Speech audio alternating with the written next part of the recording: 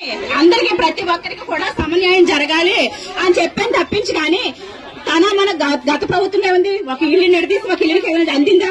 ప్రతి వాలంటీర్ ప్రతి ఇంటికి వెళ్లారు కదా.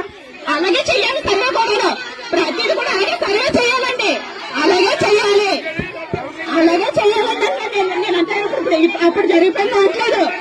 మీరు అలా మాట్లాడకండి, మీరు ఇలా మాట్లాడలేదు.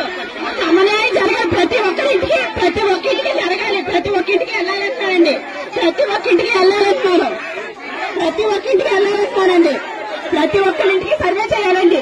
ఇది రాజకీయం కాదు. మన ఊర్లో పేదల